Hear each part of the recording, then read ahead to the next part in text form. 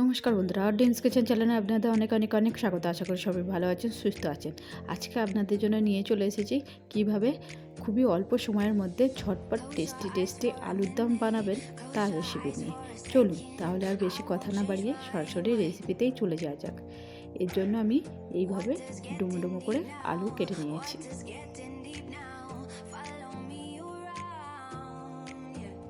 আলুগুলো কেটে আমি ধুয়ে পরিষ্কার করে রেখেছি।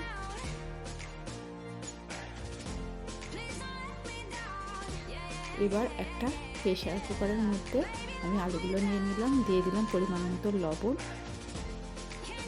হলুদ আর জল।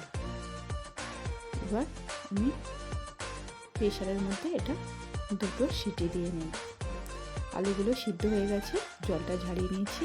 একটা কড়াইয়ের মধ্যে দিয়ে দিয়েছি জিরে, গোটা জিরে, তেজপাতা, শুকনো লঙ্কা। একটু ফ্রাই করে নেব।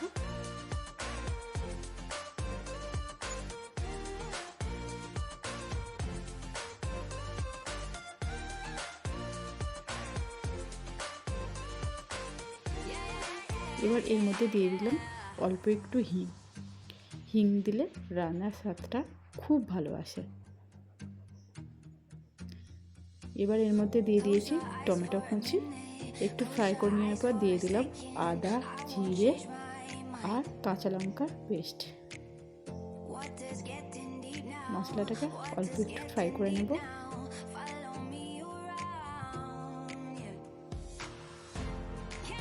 এবার এর মধ্যে বাকি মশলাগুলো অ্যাড করে দেবো। দিয়ে দিলাম হলুদ গুঁড়ো,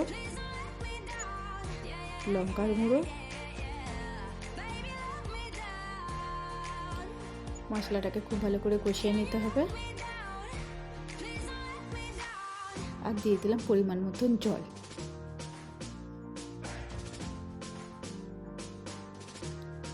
মশলাটা কষানো হয়ে যাওয়ার পর এর মধ্যে অ্যাড করে দিলাম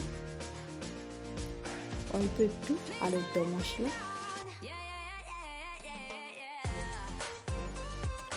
আর স্বাদের ব্যালেন্সটা যাতে ঠিকঠাক থাকে তার জন্য দিয়ে দিলাম অল্প একটু চিনি।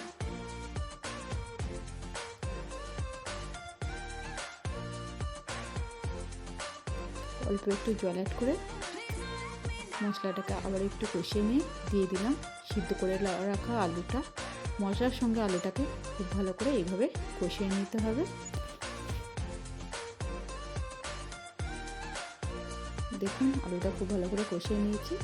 লবণটা আমার মনে হচ্ছিল একটু কম, সেই কারণে এর মধ্যে আমি লবণ অ্যাড করলাম।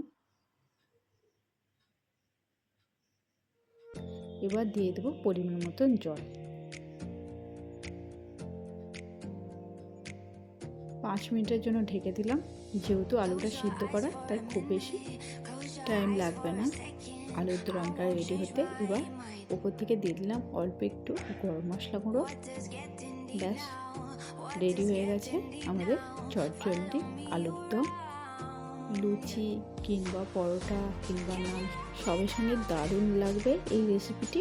অবশ্যই বাড়িতে ট্রাই করবেন আর কমেন্ট করে জানাবেন রেসিপিটি আপনাদের কেমন লাগলো। ভালো লাগলে অবশ্যই চ্যানেলটিকে সাবস্ক্রাইব করে ভিডিওটি লাইক করে দেবেন। আজকের মতন এই পর্যন্ত, আবার দেখা হচ্ছে পরবর্তী একটা রেসিপির ভিডিও নিয়ে।